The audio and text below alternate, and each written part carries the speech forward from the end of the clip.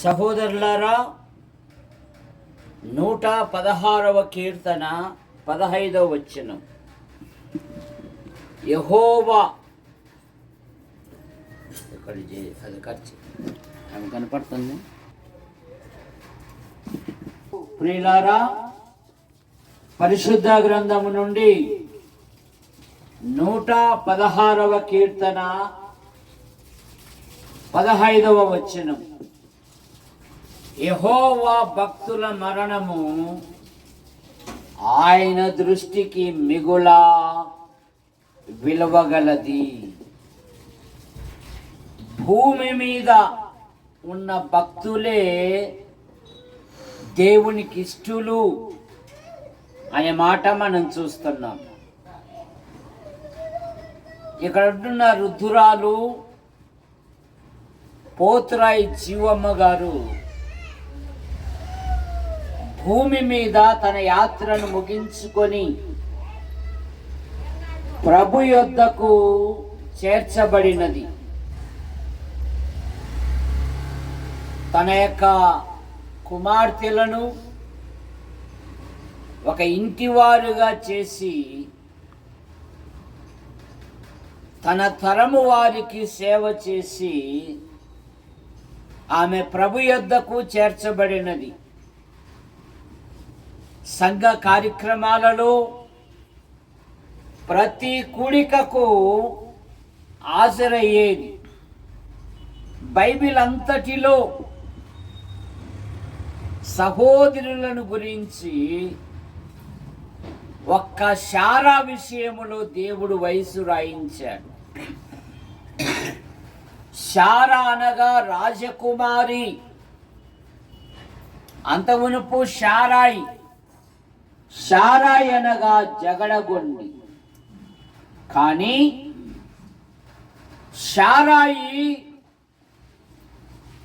శారా అబ్రహాము యొక్క విశ్వాస యాత్రలో అబ్రహామును యజమానుడని పిలుచుచు అతనికి అన్ని విధములుగా సహకారిగా ఉండేది. పోతురాయి జీవమ్మ గారు భర్త ఏసన్న గారు, పెద్ద ఏసన్న గారు, ఆయన మంచి వ్యవసాయదారుడు. ఎద్దుల బండి విషయములో చక్కగా బాడిగలకు తీసుకుని వెళ్ళేవాడు. ఆయన పశువుల మీద చాలా ప్రేమ కలిగిన వాడు. రైతు కుటుంబం. 2 కుమార్తెలను ఒక ఇంటివారుగా చేసి వారు ప్రభు యొద్దకు చేర్చబడ్డారు. శారాను దేవుడు ఆశీర్వదించాడు. ఆదికాండం 17వ అధ్యాయము 16వ వచనములో దేవుడు అంటున్నాడు, నేను ఆమెను ఆశీర్వదించి ఉన్నాను, నేను ఆమెను ఆశీర్వదించి ఉన్నాను. లోపలికి రండి. అంత మాత్రమే కాదు, శారా దేవుని వాగ్దానము పొందినది. కూర్చున్నారు కదా అమ్మ, నడవలేకుంటే కుర్చీలో వాళ్ళిద్దరు కుర్చీ కొంచెం స్టాప్ పెట్టు. దేవుడు అన్నాడు, నేను ఆమెను ఆశీర్వదించి ఉన్నాను, నేను ఆమెను ఆశీర్వదించి ఉన్నాను. శారా దేవుని వాగ్దానము పొందినది. శారా అబ్రహామునకు సహకారి అయి అన్ని విధములుగా ప్రోత్సహించినది. శారా ఆతిథ్యం చేసినది. శారాను దేవుడు దర్శించాడు. శారా దేవునికి సాక్షిగా నిలిచిన శారా జీవితంలో దేవుడు ఆశ్చర్య కార్యాలు జరిగించారు. అలాగే పోతురాయి జీవమ్మ గారు, పోతురాయి పెద్ద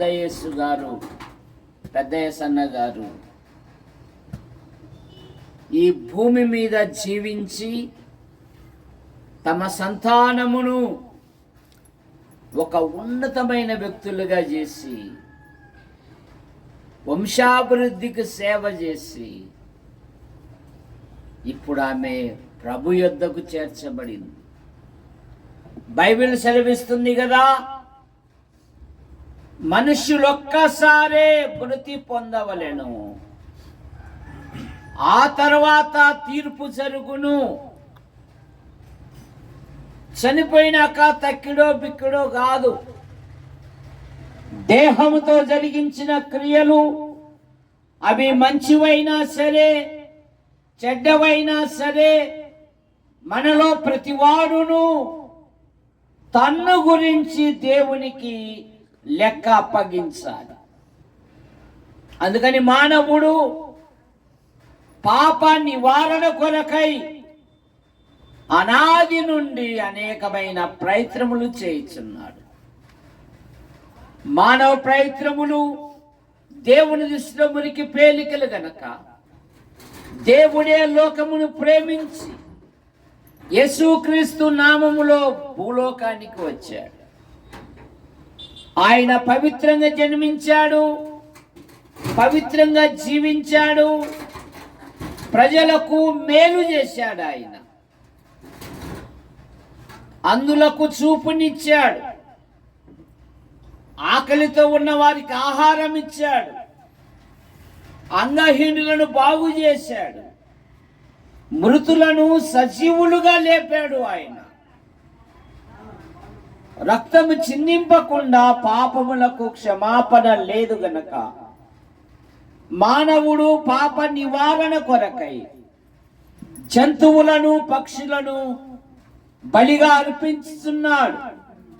జంతువుల యొక్క రక్తము, పక్షుల యొక్క రక్తము పాపములను తీసివేయట అసాధ్యము గనక లోక పాపం మోసుకొని పోవు దేవుని గొర్రె పిల్లగా మన అపరాధముల కొరకు, మన దోషముల కొరకు, మన పాపముల నిమిత్తమై ఆయన శిలువలో బలియాగమయ్యాడు. యేసు రక్తము ప్రతి పాపము నుండి మనలను పవిత్రులుగా చేయనని బైబిల్ సెలవిస్తా ఉంది. యోహాను సువార్త 5వ అధ్యాయము 24వ వచనములో నా మాట విని నన్ను పంపిన వాని యందు విశ్వాసముంచు ప్రతివాడు నిత్య జీవము గలవాడు, వాడు మరణములో నుండి తీర్పులోనికి రాక జీవములోనికి దాటి ఉన్నాడు. ఇప్పుడు క్రీస్తు యేసునందున్న వానికి ఏ శిక్షా విధి లేదు అని బైబిల్ సెలవిస్తా ఉంది. ఆయన నామమందు విశ్వాసముంచు వాడెవడో ఆయన నామ మూలముగా వానికి పాపక్షమాపణ అనుగ్రహింపబడును. అపోస్తుల కార్యాలు 4వ అధ్యాయం 12వ వచనములో ఎవరి వలన మనం రక్షణ పొందలేము గాని ఈ నామం వలనే మనము రక్షణ పొందవలెను. ఆయన నామమందు విశ్వాసముంచు వాడెవడో ఆయన నామ మూలముగా వానికి పాపక్షమాపణ. ప్రభువైన యేసును అంగీకరించుట వలన మనము పరలోకానికి చేరుకుంటాం. యేసుక్రీస్తు వారు అన్నారు కదా, నేనే మార్గము సత్యము జీవమునై ఉన్నాను, నా ద్వారా తప్ప ఎవరునూ దేవుని యొద్దకు రాలేరు. ఇక్కడున్న మృతదేహము పోతురాయి జీవమ్మ గారు మంచి పోరాటము పోరాడి తిని, నా పరుగు తుదముట్టించి తిని, విశ్వాసమును కాపాడుకొంటిని. మరి సజీవులుగా ఉన్న మన పరిస్థితి ఏమిటి? కాబట్టి ప్రియులారా, ప్రభువైన యేసుని అంగీకరించి పాప క్షమాపణ పొంది దేవుని రాజ్యానికి వారసులు కావాలని మీకు మనవి చేయించున్నాం. ప్రేమించిన మా తండ్రి పోతురాయి జీవమ్మ గారు, పోతురాయి పెద్ద యేసన్న గారు మీ వద్దకు చేర్చబడ్డారు. యేసు ప్రభువా, సహాయమును మీరు దయచేయండి, మీ కృపను అనుగ్రహించండి. ఒకని తల్లి వాళ్ళని ఆదరించున్నట్లు నేను మిమ్మల్ని ఆదరించెదను అన్నారు. పోతురాయి వంశవృక్షానికి ఆదరణ దయచేయండి. పెద్ద కుమార్తె ఆమె భర్త వారి సంతానమును, రెండవ కుమార్తె యేసు ప్రభువా ఆమె కుమార్తె కుటుంబాన్ని, కుమారుని కుటుంబాన్ని దీవించండి. ఇక్కడ చేర్చబడిన ప్రతి వారిని దీవించండి. ఇదిగో మధ్యాహ్నమందు భూస్థాపిత కార్యక్రమంలో మీరు మహిమ పొందండి. యేసు ప్రభువా మీకు వందనాలు చెల్లిస్తున్నాం. ఈ సందేశము ద్వారా కొందరైనా యేసు ప్రభుని అంగీకరించినట్లుగా మీ కృపను దయచేయండి. ఒకని తల్లి వారిని ఆదరించినట్లు నేను మిమ్మల్ని ఆదరించదను. దేవుడే వారి కన్నుల ప్రతి బాష్పబిందు తుడిచివేయును. వారి యావత్ బాధలో ఆయన బాధ నొందుననే మాటను బట్టి ముగిస్తోంది. ఈ ఇంటి వారికి ఒక ఇమ్మానుయేలుగా ఉండి నడిపించమని యేసు ప్రభు నామములో ప్రార్థిస్తున్నాం తండ్రి. ఆమేన్.